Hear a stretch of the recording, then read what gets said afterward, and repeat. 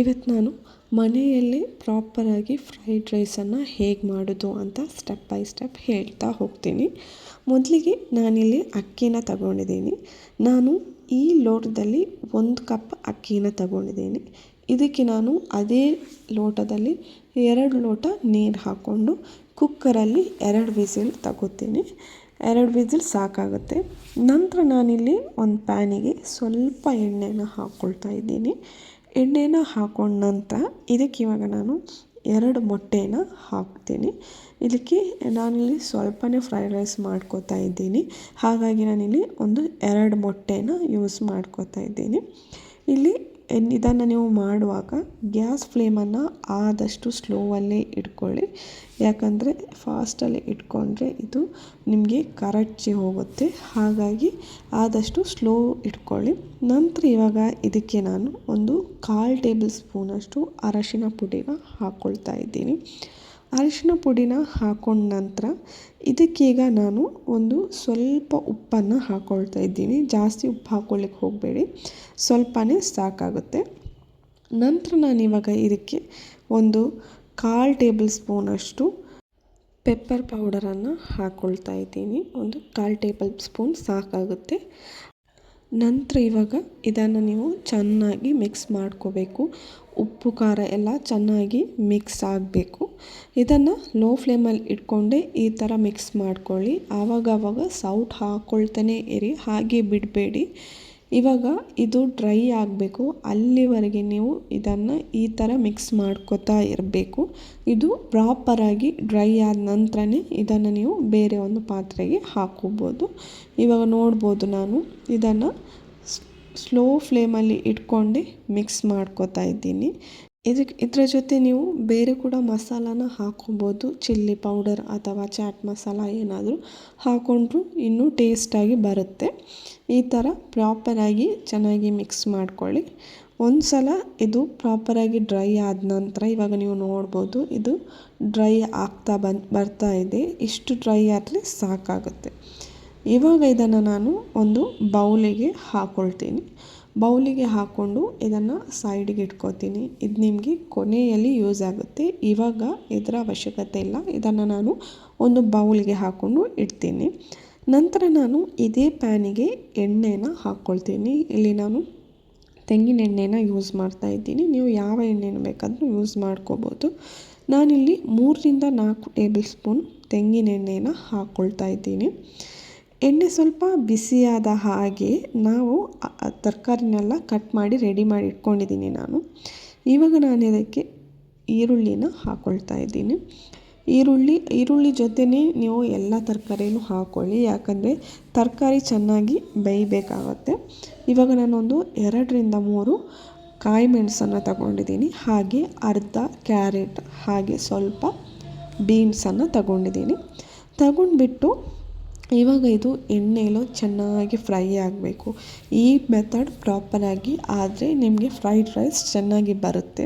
ಯಾಕಂದರೆ ಇಲ್ಲಿ ತರಕಾರಿ ನಿಮಗೆ ಚೆನ್ನಾಗಿ ಬೆಂದಿಲ್ಲ ಅಂದರೆ ನಿಮಗೆ ರೈಸ್ ಜೊತೆ ತಿನ್ನುವಾಗ ಹಸಿಯಾಗಿಯೇ ಸಿಗುತ್ತೆ. ಹಾಗಾಗಿ ಇದನ್ನು ನೀವು ಪ್ರಾಪರಾಗಿ ಮಾಡ್ಕೋಬೇಕಾಗುತ್ತೆ. ಇವಾಗ ತರಕಾರಿ ಸ್ವಲ್ಪ ತರಕಾರಿ ಪ್ರಾಪರಾಗಿ ಬೆಂದಿದೆ. ಇಷ್ಟು ಬೆಂದಾದಾಗ ಇದಕ್ಕೆ ಇವಾಗ ನಾನು 1/4 ಟೇಬಲ್ ಸ್ಪೂನಷ್ಟು ಶುಂಠಿ ಬೆಳ್ಳುಳ್ಳಿ ಪೇಸ್ಟನ್ನು ಹಾಕ್ಕೊಳ್ತೀನಿ. ಒಂದು ವೇಳೆ ಶುಂಠಿ ಬೆಳ್ಳುಳ್ಳಿ ಪೇಸ್ಟ್ ನೀವು ರೆಡಿ ಮಾಡಿದ್ದು ಇಲ್ಲ ಅಂತ ಇದ್ದರೆ ನೀವು ಎಣ್ಣೆಗೆ ನಾವು ತರಕಾರಿ ಹಾಕ್ಕೊಳ್ಳುವಾಗಲೇ ಬೆಳ್ಳುಳ್ಳಿ ಹಾಗೆ ಶುಂಠಿನ ಸಣ್ಣದಾಗಿ ಕಟ್ ಮಾಡಿ ಕೂಡ ಹಾಕ್ಕೋಬೋದು. ಆಲ್ರೆಡಿ ನಾನಿಲ್ಲಿ ಪೇಸ್ಟನ್ನು ರೆಡಿ ಮಾಡಿ ಇಟ್ಕೊಂಡಿದ್ದೀನಿ. ಹಾಗಾಗಿ ನಾನಿಲ್ಲಿ ಬೆಳ್ಳುಳ್ಳಿ ಹಾಗೆ ಶುಂಠಿಯನ್ನು ಕಟ್ ಮಾಡಿ ಹಾಕ್ಕೊಳ್ತಾ ಇಲ್ಲ. ಇವಾಗ ಒಂದು ಸಲ ಇದು ನೀವು ನೋಡ್ಬೋದು ಪ್ರಾಪರಾಗಿ ಬೆಂದಿದೆ. ಈ ಟೈಮಲ್ಲಿ ಇವಾಗ ನಾನೊಂದು 1/4 ಟೇಬಲ್ ಸ್ಪೂನಷ್ಟು ಅಷ್ಟೇ ಸಾಕಾಗುತ್ತೆ ಶುಂಠಿ ಬೆಳ್ಳುಳ್ಳಿ ಪೇಸ್ಟನ್ನು ಹಾಕ್ಕೊಳ್ತೀನಿ. ಹಾಕ್ಕೊಂಡು ಚೆನ್ನಾಗಿ ಒಮ್ಮೆ ನೀವು ಇದನ್ನು ಮಿಕ್ಸ್ ಮಾಡ್ಕೋಬೇಕು. ಶುಂಠಿ ಬೆಳ್ಳುಳ್ಳಿ ಪೇಸ್ಟು ಹಸಿ ವಾಸನೆ ಕೂಡ ಹೋಗಬೇಕು, ಅಲ್ಲಿವರೆಗೆ ಚೆನ್ನಾಗಿ ಮಿಕ್ಸ್ ಮಾಡ್ಕೊಳ್ಳಿ. ಒಂದು ವೇಳೆ ಇದು ನಿಮಗೆ ಸ್ವಲ್ಪ ಡ್ರೈ ಆಗ್ತಾ ಇದೆ ಅಂತ ಇದ್ದರೆ ತುಂಬ ನೀರು ಹಾಕ್ಕೋಬೇಡಿ, ಸ್ವಲ್ಪ ನೀರು ಹಾಕ್ಕೊಳ್ಳಿ ಸಾಕಾಗುತ್ತೆ. ಆವಾಗ ತರಕಾರಿ ಕೂಡ ಚೆನ್ನಾಗಿ ಬೇಯುತ್ತೆ, ಹಾಗೆ ಹಸಿ ವಾಸನೆ ಕೂಡ ಹೋಗುತ್ತೆ ಶುಂಠಿ ಬೆಳ್ಳುಳ್ಳಿ ಪೇಸ್ಟಿದ್ದು. ಇವಾಗ ಒಂದು ಸಲ ನೀವು ಶುಂಠಿ ಬೆಳ್ಳುಳ್ಳಿ ಪೇಸ್ಟ್ ಹಸಿ ವಾಸನೆ ಎಲ್ಲ ಹೋಗಿ ಪ್ರಾಪರಾಗಿ ತರಕಾರಿ ಬೆಂದ ನಂತರ ನಾವು ಆವಾಗಲೇ ರೈಸನ್ನು ರೆಡಿ ಮಾಡಿ ಇಟ್ಕೊಂಡಿದ್ದೀನಿ. ನಾನೊಂದು 2 ವಿಸಿಲಷ್ಟು ಕೂಗಿಸ್ಕೊಂಡಿದ್ದೀನಿ. ಅದು ಪ್ರಾಪರಾಗಿ ಬೆಂದಿದೆ, ನೀವು ನೋಡ್ಬೋದು. ರೈಸ್ ಪ್ರಾಪರಾಗಿ ಆಗಿದೆ. ಇವಾಗ ನಾನು ಇದರ ಜೊತೆನೇ ಮಿಕ್ಸ್ ಮಾಡ್ಕೋತೀನಿ. ಈ ಪ್ರಾಸೆಸ್ ಎಲ್ಲ ಮಾಡುವಾಗ ಗ್ಯಾಸನ್ನು ಫಾಸ್ಟ್ ಇಡೋಕ್ಕೆ ಹೋಗಬೇಡಿ, ಲೋ ಫ್ಲೇಮಲ್ಲಿ ಇಟ್ಟು ಎಲ್ಲನೂ ಮಾಡ್ಕೊಳ್ಳಿ. ನಾನಿಲ್ಲಿ ಇಬ್ಬರಿಗೆ ಆಗುವಷ್ಟು ರೈಸನ್ನು ಮಾಡ್ಕೋತಾ ಇದ್ದೀನಿ. ಇದನ್ನು ಒಂದು ಸಲ ತರಕಾರಿ ಎಣ್ಣೆ ಜೊತೆ ಪ್ರಾಪರಾಗಿ ಒಮ್ಮೆ ಮಿಕ್ಸ್ ಮಾಡ್ಕೊಳ್ಳಿ. ನಾನಿಲ್ಲಿ ಅನ್ನ ಬೇಯಲಿಕ್ಕಿಡುವಾಗ ಆಗಲಿ ತರಕಾರಿಗೆ ಉಪ್ಪನ್ನು ಹಾಕಲಿಲ್ಲ. ಉಪ್ಪನ್ನು ನಾನು ಕೊನೆಗೆ ಹಾಕ್ಕೊಳ್ಳುವ ಅಂತ. ಉಪ್ಪನ್ನು ನೀವು ರೈಸ್ ಜೊತೆ ಹಾಕ್ಕೊಳ್ಳಿಕ್ಕೆ ಹೋಗಬೇಡಿ, ಇಲ್ಲೇ ನೀವು ಹಾಕ್ಕೊಂಡು ಚೆನ್ನಾಗಿ ಮಿಕ್ಸ್ ಮಾಡ್ಕೋಬೋದು. ಇವಾಗ ಇದಕ್ಕೆ ಎಷ್ಟು ಬೇಕು ಅಷ್ಟು ಉಪ್ಪನ್ನು ಹಾಕ್ಕೊಳ್ತಾ ಇದ್ದೀನಿ. ಉಪ್ಪನ್ನು ಹಾಕ್ಕೊಂಡ ನಂತರ ಇದಕ್ಕಿವಾಗ ನಾನೊಂದು 1/4 ಟೇಬಲ್ ಸ್ಪೂನಷ್ಟು ಪೆಪ್ಪರ್ ಪೌಡರನ್ನು ಹಾಕ್ಕೊಳ್ತಾ ಇದ್ದೀನಿ. ನಿಮಗೆ ಸ್ವಲ್ಪ ಖಾರ ಬೇಕು ಅಂತಿದ್ರೆ ಸ್ವಲ್ಪ ಜಾಸ್ತಿನೂ ಹಾಕ್ಕೋಬೋದು. ಮೆಣಸು ಕೂಡ ನಾವು ಹಾಕಿದ್ರಿಂದ ಖಾರನ ನೋಡಿಕೊಂಡು ಹಾಕ್ಕೊಳ್ಳಿ ಅಷ್ಟೇ. ಹಾಗೆ ನಾನಿಲ್ಲಿ ಸಾಸ್ ತುಂಬ ಏನು ಬಳಸ್ತಾ ಇಲ್ಲ, ಸೋಯಾ ಸಾಸ್ ಅಷ್ಟೇ ಬಳಸ್ತಾ ಇದ್ದೀನಿ. ಕೆಲವರು ಇದಕ್ಕೆ ಟೊಮೆಟೊ ಸಾಸ್ ಹಾಗೆಯೇ ಚಿಲ್ಲಿ ಸಾಸನ್ನೆಲ್ಲ ಹಾಕ್ತಾರೆ. ನಾನಿಲ್ಲಿ ಮನೆಯಲ್ಲೇ ಮಾಡೋದ್ರಿಂದ ಜಾಸ್ತಿಯಾಗಿ ಯಾವ ಸಾಸನ್ನು ಬಳಸ್ತಾ ಇಲ್ಲ, ಸೋಯಾ ಸಾಸನ್ನು ಅಷ್ಟೇ ಬಳಸ್ತಾ ಇದ್ದೀನಿ. ಹಾಗೆ ಕಲ್ಲರಿಗೆ ಸ್ವಲ್ಪ 1/4 ಟೇಬಲ್ ಸ್ಪೂನು ಮೆಣಸಿನ ಪುಡಿನ ನಾನು ಹಾಕ್ಕೊಳ್ತಾ ಇದ್ದೀನಿ. ನಾನಿಲ್ಲಿ ಇದನ್ನು ಹಾಕ್ಕೊಂಡ ನಂತರ ಇದಕ್ಕೆ ಒಂದು 1/4 ಟೇಬಲ್ ಸ್ಪೂನಷ್ಟು ಗರಂ ಮಸಾಲಾನ ಕೂಡ ಹಾಕ್ಕೊಳ್ತಾ ಇದ್ದೀನಿ. ನಿಮಗೆ ಗರಂ ಮಸಾಲ ಬೇಡ ಅಂತ ಇದ್ದರೆ ಸ್ಕಿಪ್ ಮಾಡ್ಕೋಬೋದು, ಹಾಕಿದರೆ ಸ್ವಲ್ಪ ಚೆನ್ನಾಗಿ ಬರುತ್ತೆ. ಹಾಗಾಗಿ ಎಲ್ಲನೂ ನಾನಿಲ್ಲಿ 1/4 ಟೇಬಲ್ ಸ್ಪೂನ್ ಅಷ್ಟೇ ಹಾಕ್ಕೊಳ್ತಾ ಇದ್ದೀನಿ. ನೀವು ಕ್ವಾಂಟಿಟಿ ಸ್ವಲ್ಪ ರೈಸ್ ಇದು ಜಾಸ್ತಿ ಮಾಡ್ತೀರಾ ಅಂದರೆ ಎಲ್ಲನೂ ಸ್ವಲ್ಪ ಜಾಸ್ತಿನೇ ಹಾಕ್ಕೊಳ್ಳಿ ಅಷ್ಟೇ. ಇವಾಗ ಇದನ್ನು ಪ್ರಾಪರಾಗಿ ಮಿಕ್ಸ್ ಮಾಡ್ಕೊಳ್ಳಿ. ಇದು ಪ್ರಾಪರಾಗಿ ಮಿಕ್ಸ್ ಆಗಬೇಕು. ಉಪ್ಪು ಖಾರ ಎಲ್ಲ ಚೆನ್ನಾಗಿ ಸ್ಪ್ರೆಡ್ ಆಗಬೇಕು. ಅಲ್ಲಿವರೆಗೆ ಇದನ್ನು ಚೆನ್ನಾಗಿ ಮಿಕ್ಸ್ ಮಾಡ್ಕೊಳ್ಳಿ. ಮಿಕ್ಸ್ ಮಾಡ್ಕೊಳ್ಳುವಾಗಲೂ ಅಷ್ಟೇ ಲೋ ಫ್ಲೇಮಲ್ಲೇ ಇಟ್ಕೊಳ್ಳಿ. ಇವಾಗ ನಾನು ಇದಕ್ಕೆ ಸ್ವಲ್ಪ ಕೊತ್ತಂಬರಿ ಸೊಪ್ಪನ್ನು ಹಾಕ್ಕೊಳ್ತಾ ಇದ್ದೀನಿ.